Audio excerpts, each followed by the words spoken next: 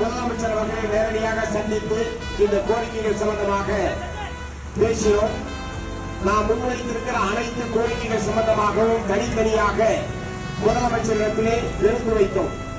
குறிப்பாக தமிழ்நாடு முழுவதும் ஆட்சேபனைக்குரிய புறம்போக்குகள் என்று அரசால் வகைப்படுத்தப்பட்டிருக்கிற இடங்களில் பல லட்சக்கணக்கான குடும்பங்கள் பல தலைமுறைகளாக வாழ்ந்து கொண்டிருக்கிறார்கள். அவ்வப்போது நீதிமன்ற உத்தரவு, அதிகாரிகளுடைய ஆணை என்கிற பெயரில் தங்களுடைய குடியிருப்புகளிலிருந்து மக்களை அப்புறப்படுத்துகிற நடவடிக்கை என்பது மிகப்பெரிய பிரச்சனையாக தமிழகத்திலே இருந்து கொண்டிருக்கிறது.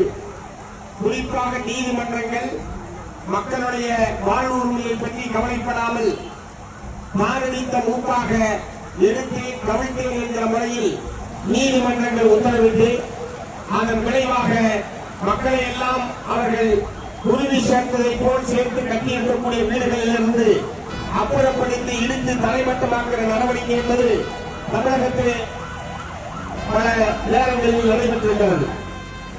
இந்த பிரச்சனைக்கு ஒரு நிரந்தரமான தீர்வை ஏற்படுத்த வேண்டும் என்ற நோக்கத்தோடுதான் நாம் இன்றைக்கு இந்த போராட்டத்திற்கு திட்டமிட்டோம். அதை போலவே சென்னை மாநகரில் இருக்கக்கூடிய பிரத்யேகமான பிரச்சனைகள் என்பது தோட்டங்கள் என்கிற பெயரில் பல்லாயிரக்கணக்கான குடும்பங்கள் பல தோட்டங்களிலே இங்கே வாழ்ந்து கொண்டிருக்கிறார்கள்.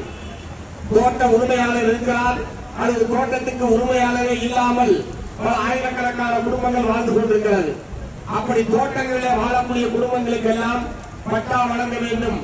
ஒருவேளை உரிமையாளர் இருந்தால் அந்த நிலத்தை அரசாங்கமே வாங்கி சம்பந்தப்பட்ட குடியிருக்கக்கூடிய மக்களுக்கு பட்டா வழங்க வேண்டும் என்கிற கோரிக்கையை நாம் முன்வைத்திருக்கிறோம்.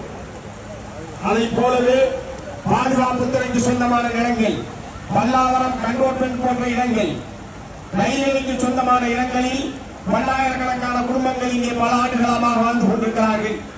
அத்தகைய இடங்களை எல்லாம் அரசே விலைக்கு வாங்க வேண்டும், அல்லது அந்த துறைகளுக்கு மாற்று இடங்களை தமிழகத்தில் ஏதாவது ஒரு பகுதியில் கொடுத்துவிட்டு அந்த இடங்களுக்கும் அங்கே வரக்கூடிய மக்களுக்கும் பட்டா வழங்க வேண்டும். அதை போலவே கோயில் இடங்களில் பல்லாயிரக்கணக்கான குடும்பங்கள் பல ஆண்டுகளாக வாடகைதாரர்களாக இருந்து கொண்டிருக்கிறார்கள்.